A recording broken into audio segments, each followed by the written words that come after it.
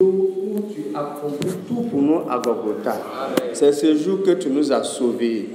Oh, chaque fois que nous sommes ensemble, tu nous as dit de nous rappeler de ce jour glorieux. Maintenant, nous allons encore écouter ta parole. Conduis-nous à écouter ta parole. Nous te demandons au nom de Jésus-Christ. Amen. Nous pouvons nous asseoir. Allez.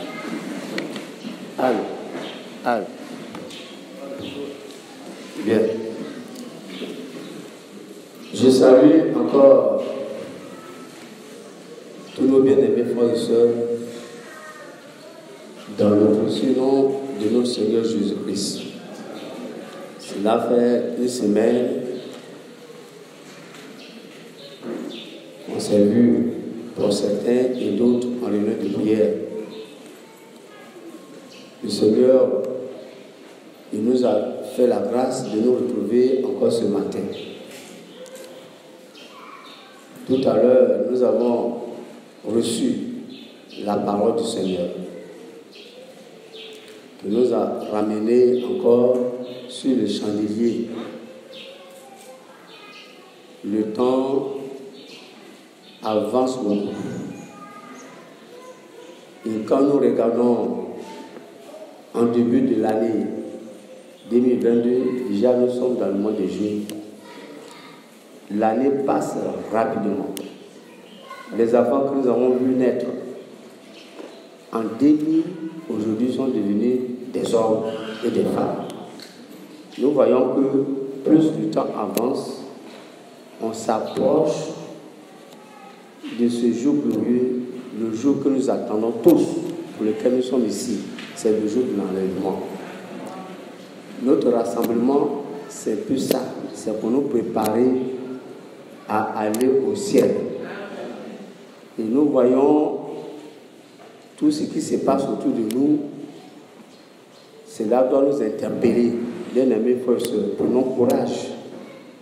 Et le serviteur de Dieu nous a instruit de nouveau de faire appel au résumé chaque fois que nous allons parler.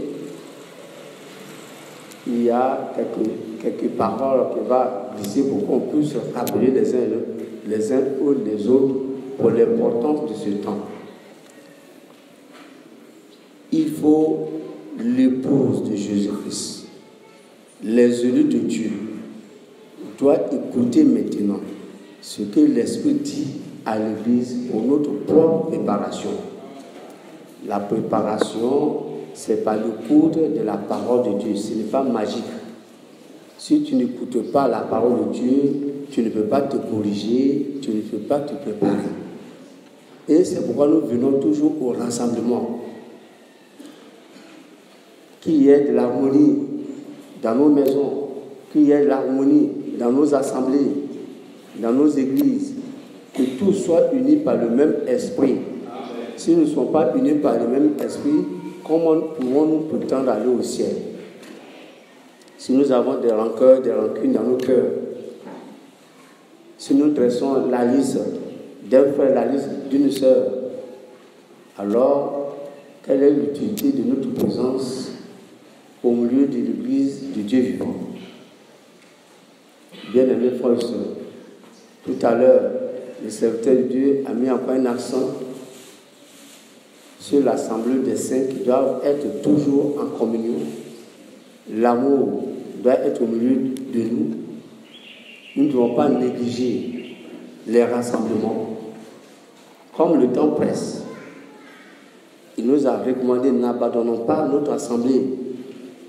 Cela est très important. Chaque fois nous le disons, ce n'est pas de l'injure. Ce n'est pas le fait de le dire qu'on fait mal. Mais tout simplement, l'amour qui presse chacun de nous, nous voulons que tous puissent parvenir à l'enlèvement. C'est pourquoi notre devoir, c'est de nous inciter les uns les autres à prendre part à ce que le Seigneur est en train de faire maintenant.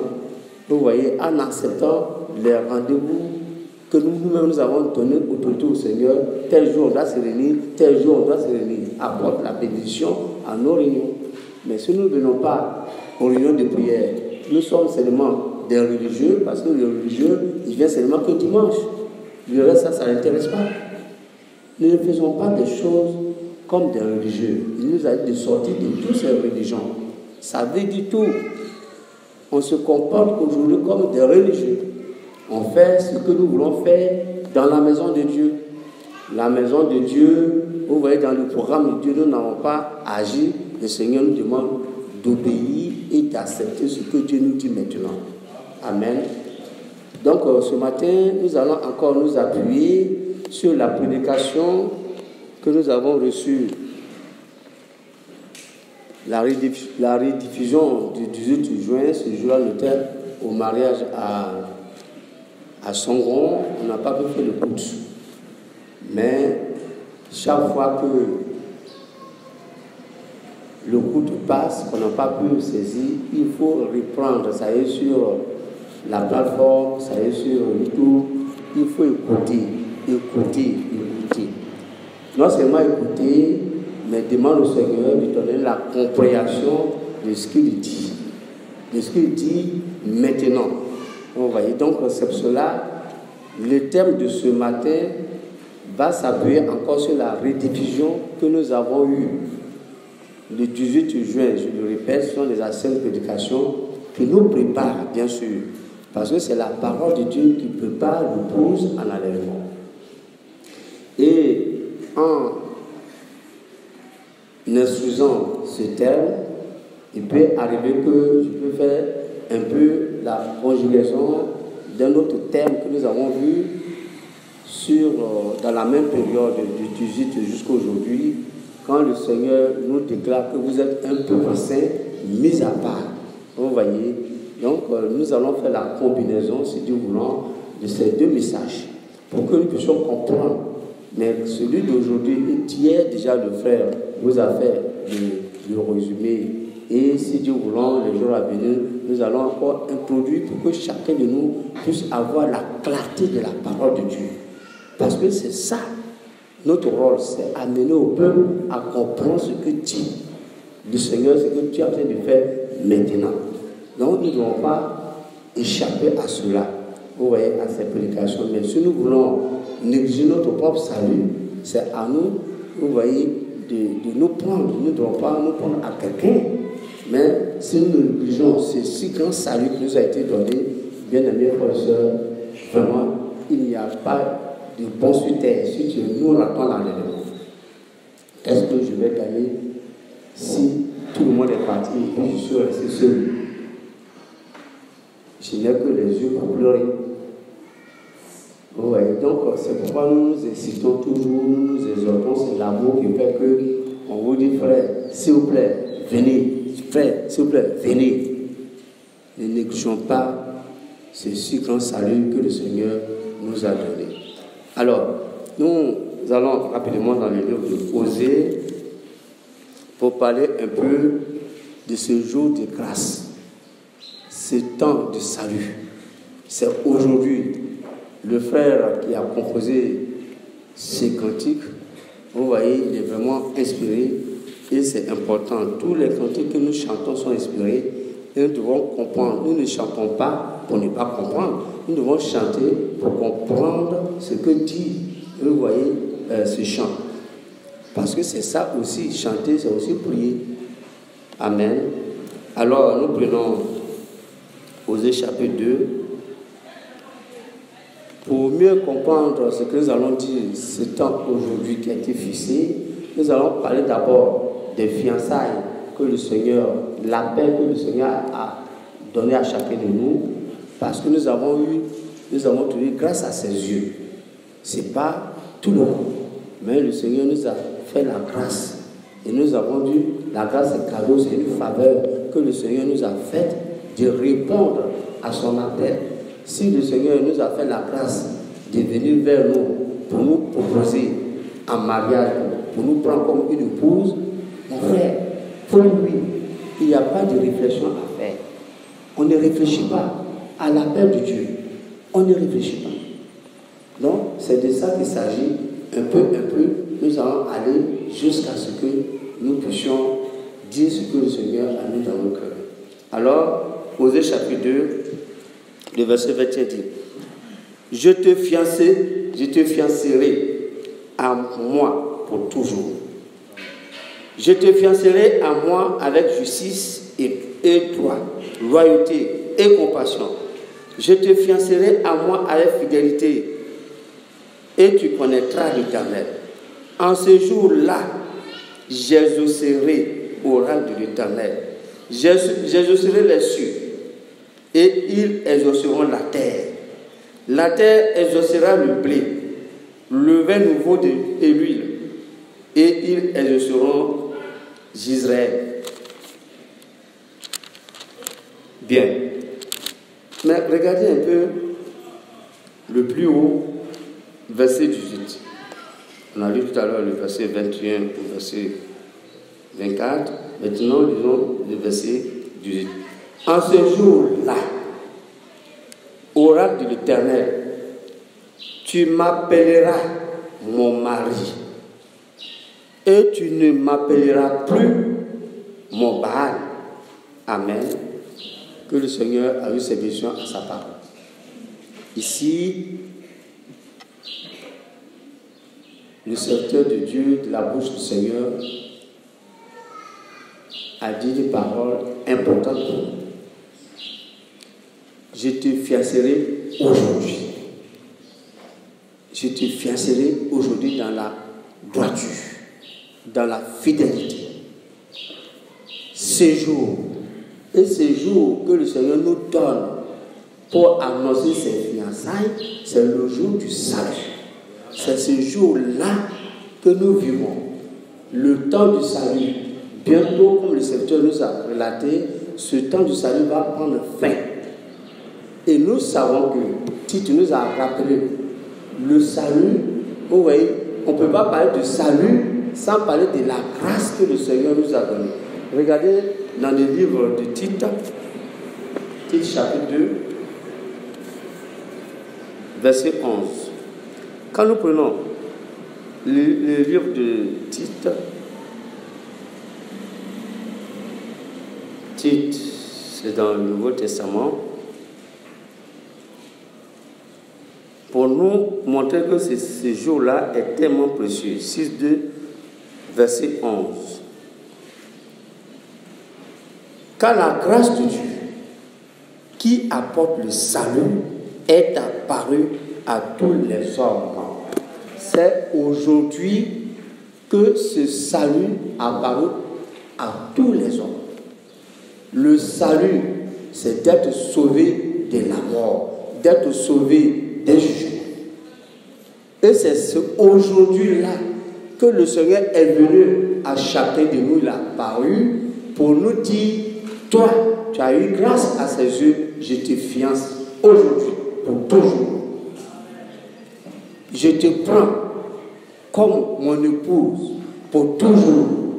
Et le Seigneur l'a dit, c'est aujourd'hui. C'est parce que, bien aimés frères et sœurs, le Seigneur nous aime. C'est lui qui nous a aimés le premier et il nous aime. C'est pourquoi Paul va nous rappeler encore ses fiançailles. Vous voyez, quand nous prenons 2 Corinthiens chapitre 11, Paul dit ceci. 2 Corinthiens chapitre 11, verset 2.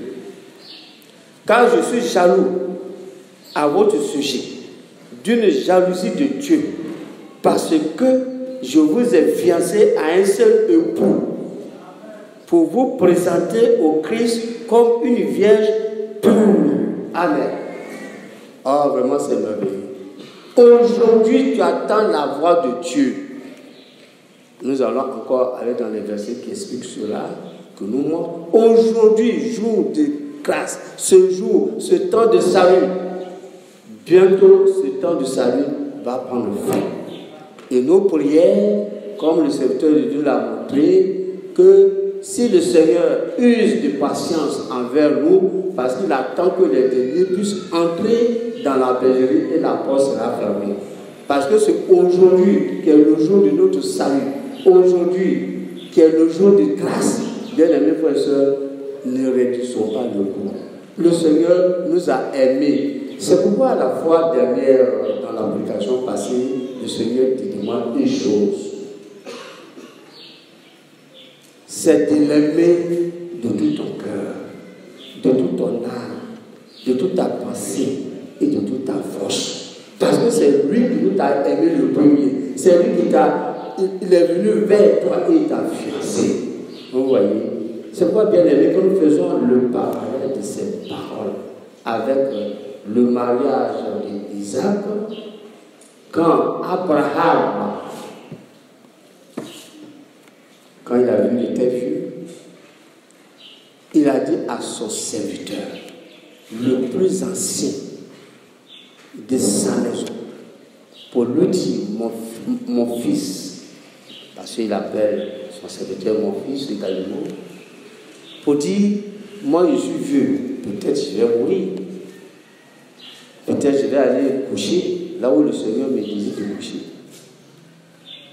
Mais je te dis une chose, dans cette ville-là, il ne faut pas prendre une femme pour mon fils Isaac. Je ne te permets pas. Alors jure que tu ne veux pas. Vous voyez, quand vous lisons dans Genèse chapitre 24, regardez un peu dans le livre de Genèse chapitre 24, ce que Abraham va dire ainsi. Genèse chapitre 24. Je vais vous faire voir toutes ces choses pour voir l'importance de ce que nous sommes aux yeux de Dieu.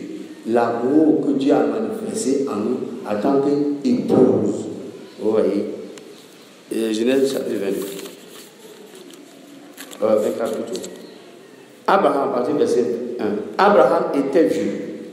Il avait atteint un âge avancé et l'Éternel l'avait béni en tout.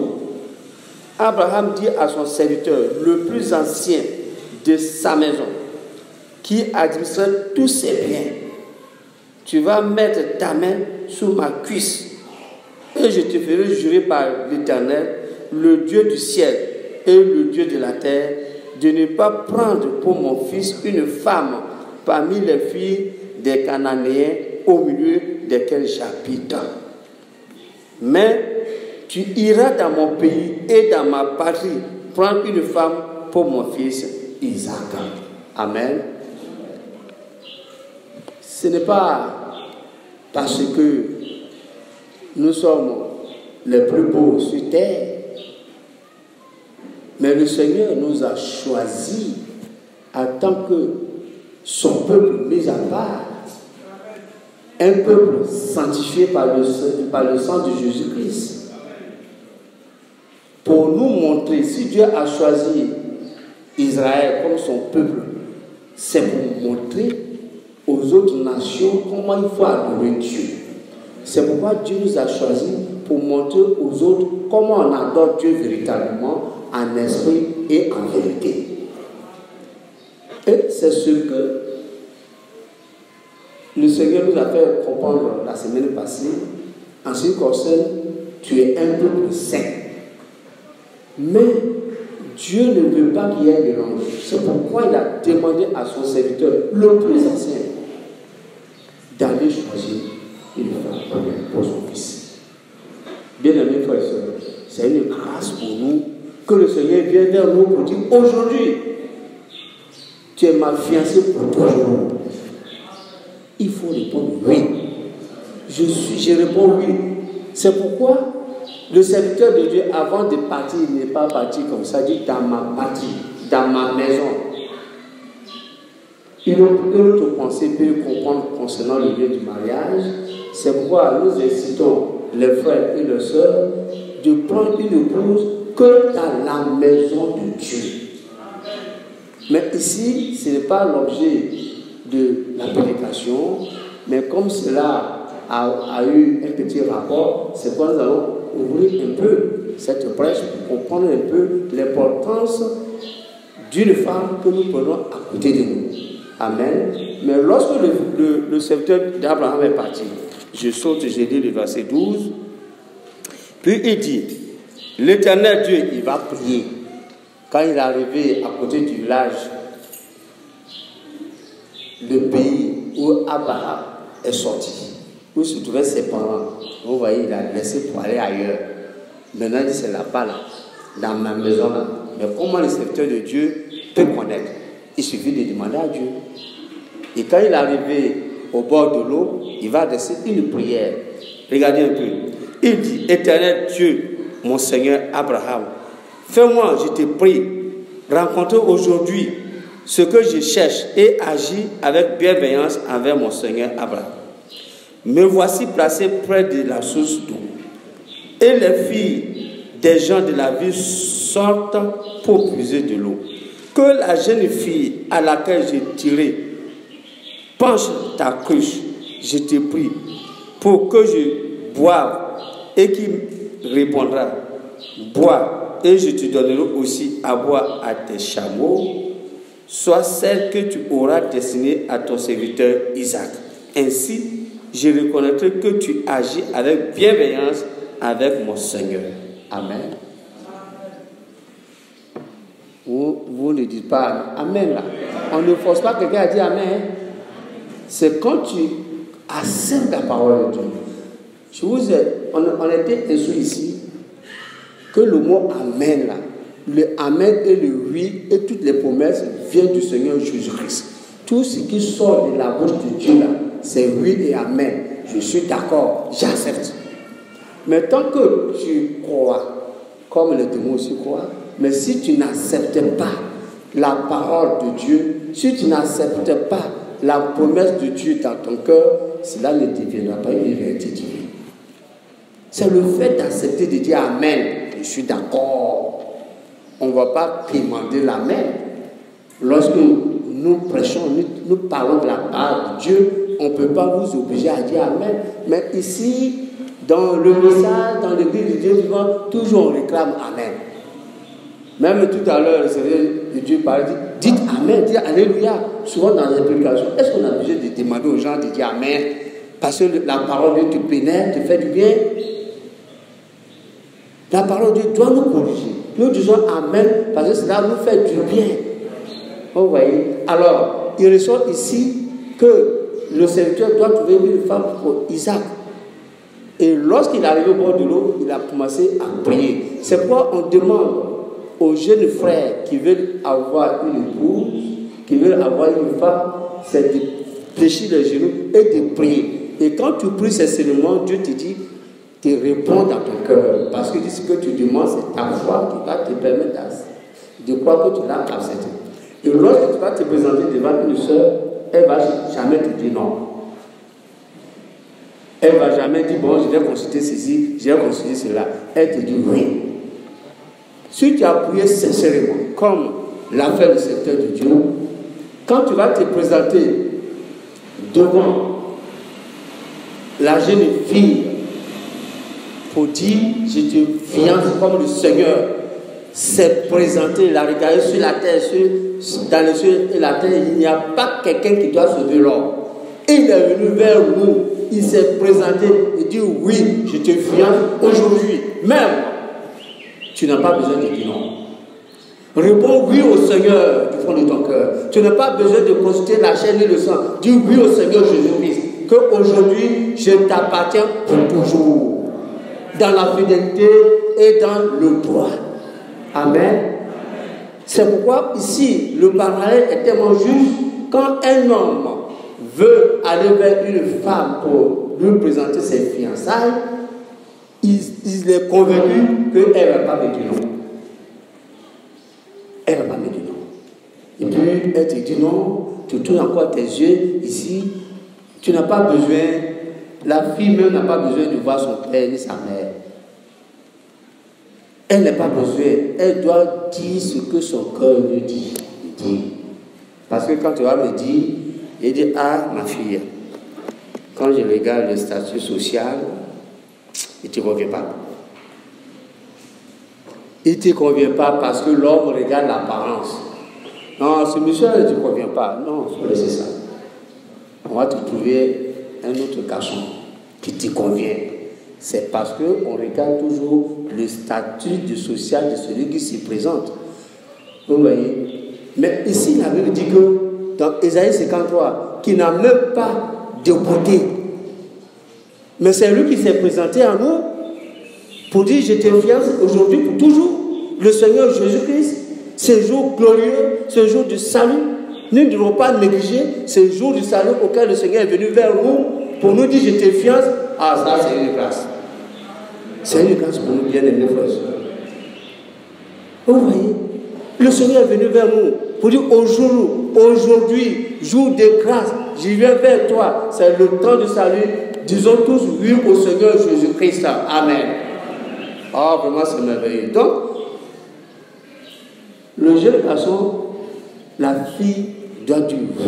Amen. Ça, c'est une parenthèse pour vous faire comprendre effectivement ce jour de grâce, ce jour que le frère décide, parce qu'il a prié et il a dit. La suite, c'est quoi? Regardez un peu la suite. Le verset 15. Il n'avait pas encore fini de parler que sortit sa cruche sur l'épaule Rebecca, fille de Bethuel, et petite-fille de Mika et de Nahor, frère d'Abraham. C'était une très belle jeune fille. Elle était vierge et aucun homme ne l'avait connue.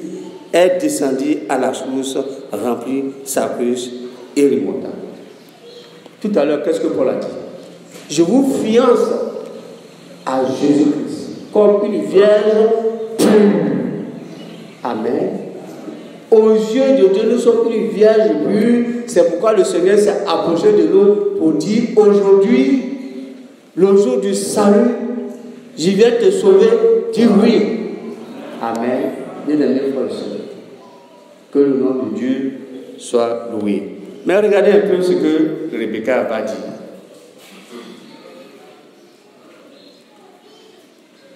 Je saute le verset. Quand vous allez lire tout, la famille, la jeune fille a introduit Rebecca, et Rebecca a introduit le serviteur de la famille, et ses frères lui ont demandé, voici ce que l'étranger a dit. Dit ça, tout le monde, l'étranger, ça c'est de Dieu. Quand un mariage est conduit par Dieu, tout le monde dit oui. Les parents, l'église, tout le monde dit oui. On ne peut même pas quelque chose à dire par rapport à ces mariages. Et au même moment, elle a dit oui, je partirai avec l'étranger à une ville inconnue. Mais elle a dit oui. Elle n'a pas regardé à droite ni à gauche. Le même jour que le serviteur a reconnu que c'est elle qui a été destinée, et le serviteur a dit, c'est elle-même qui a dit, alors on va voir mes parents. Vous voyez, on ne fait pas en cachette.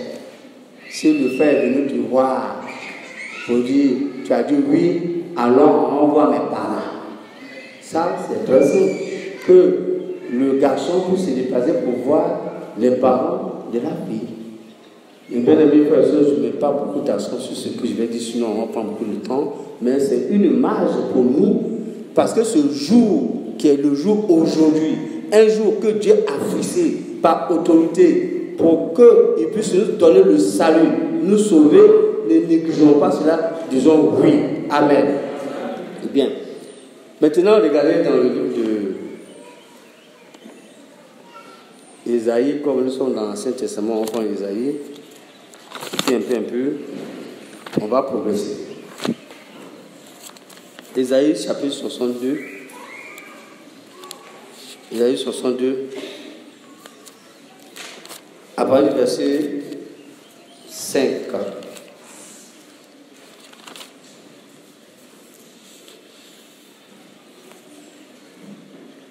Comme un jeune homme devient l'époux d'une vierge, ainsi tes fils deviendront pour toi comme des époux.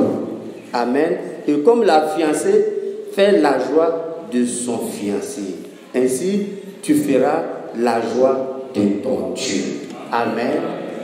Bien-aimés frères et sœurs, le Seigneur nous a fiancés. Nous devons faire la joie de notre Dieu. Donc, le tout céleste est descendu sur terre pour venir chercher une épouse terrestre. Ne disons pas non à l'époux terrestre. Ah, ça c'est un bon type. Comme souvent nous parlons dire non, lui là, il est un bon type. C'est ça, je veux que tu parles. Oui, bien aimé, ne négligeons pas ce si grand appel qui nous a été donné au jour du salut. Ce jour grand et glorieux. Maintenant, regardez les choses. Qu'est-ce que l'Apocalypse dit? Apocalypse 19. Apocalypse 19, nous le savons, à partir du verset 6. J'attends comme la voix d'une foule nombreuse, comme la voix des grands eaux et comme la voix de forts tonnerres, disant Alléluia, car le Seigneur Dieu, le Tout-Puissant, a établi son règne. Réjouissons-nous, soyons dans l'allégresse et donnons-lui gloire, car les noces de l'agneau sont venues et son épouse s'est préparée. Il lui a été donné de se vêtir de fin lin, éclatant et pur. Le fin lin, ce sont les œuvres justes des saints. Amen. Quelle joie dans le ciel lorsque l'épouse du Seigneur Jésus-Christ va aller dans l'enlèvement pour qu'on puisse participer au repas de noces. Est-ce que vous allez encore trouver des prétextes pour aller au repas de noces? Mais ici, l'épouse s'est bien préparée et s'est revêtue. C'est revêtu. Vous voyez, nous prenons un peu ce qui est spirituel pour le faire dans le naturel. Quand on veut célébrer un mariage, on veut aller au repas de noces. La jeune fille qui s'est bien préparée avant le mariage, elle porte toujours une robe blanche. Mais c'est comme ce que la Bible nous dit ici, elle s'est revêtue d'une robe blanche pour que nous puissions montrer notre fidélité envers notre époux. Et quand nous sommes arrivés, on va au repas de noces, elle a toujours sa robe blanche pour montrer que c'est elle qui s'est mariée. Parce que nous sommes revêtus et puis nous allons à l'enlèvement. On ne change pas d'habit. On dit on s'est revêtu de lin blanc. Mais souvent quand on va au mariage, on va changer. On te dit, vous t'habiller d'une robe blanche. Maintenant, après le mariage, tu veux faire changement, tu le fais.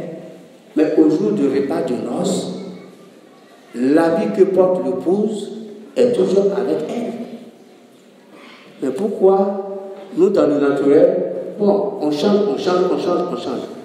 Vous voyez, là aussi, nous devons mener une correction parce que l'épouse doit porter un habit blanc, fin. Ici, la révélation, ce sont les œuvres que nous sommes revêtus. Mais dans le naturel, vous voyez, cela aussi a une signification. Donc, nous devons porter notre robe blanche pour rentrer, vous voyez, dans la tente. Dans la tente. J'insiste, dans la tente. Quand le serviteur de Dieu, d'Abraham, est venu avec Rebecca, Isaac a pris sa femme pour aller dans la tente de sa maman. Il n'a pas envoyé sa femme à l'hôtel pour aller faire nuit de noces. Je ne sais pas où c'est écrit. Ou quand on se marie, on doit aller passer 3 nuits à l'hôtel. Alors que nous venons de faire une bénédiction du mariage. Regardez un peu, on revient dans Genèse chapitre 24. Pour que nous puissions nous corriger souvent dans les petits débordements. Quand vous regardez Genèse chapitre 24, regardez, on tourne la page, on tombe dans les versets 27. Donc, toujours dans les 24. À partir du verset 66 et 65. Le serviteur raconta à Isaac tout ce qu'il avait fait. Isaac conduisit Rebecca dans la tente de sa mère Sarah. Il prit Rebecca qui devient sa femme et il l'aima. Tout à l'heure, nous avons lu dans le livre de Jean chapitre 14, le Seigneur a dit, je m'avais préparé une maison. Quand le Seigneur allait préparer une maison, c'est que l'épouse doit aller dans la maison où le Seigneur lui-même l'habite. C'est pourquoi dans le lieu de mariage, il ne faut pas ta femme pour aller là où tu habites. Ce n'est pas envoyer déposer tes bagages à l'hôtel. Ce n'est pas biblique. Vous voyez, tout à l'heure nous avons lu Jean chapitre 14. Revenons un peu dans Jean 14. C'est ce que le Seigneur dit. Que vos cœurs ne trouvent point.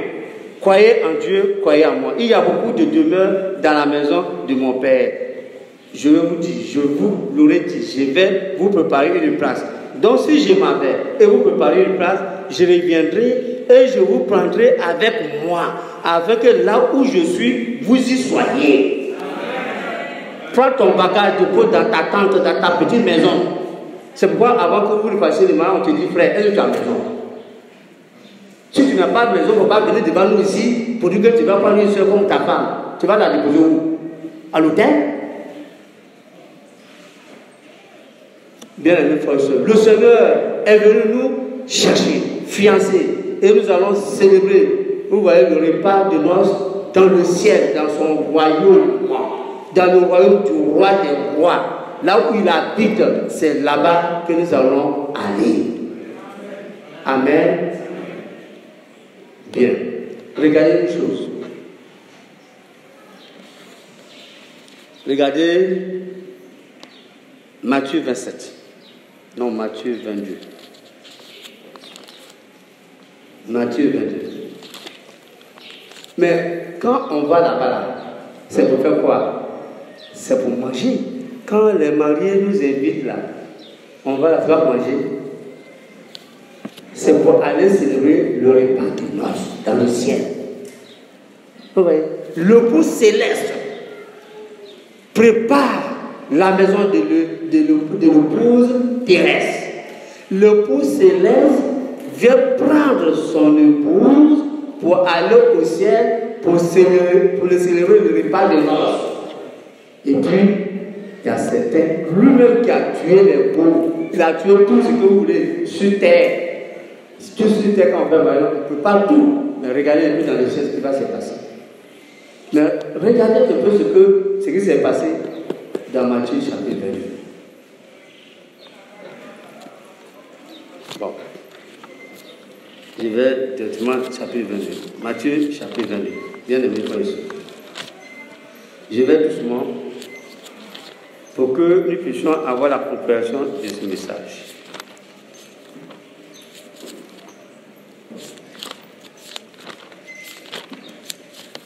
Matthieu chapitre 22. Matthieu chapitre 22, prenons le verset 3.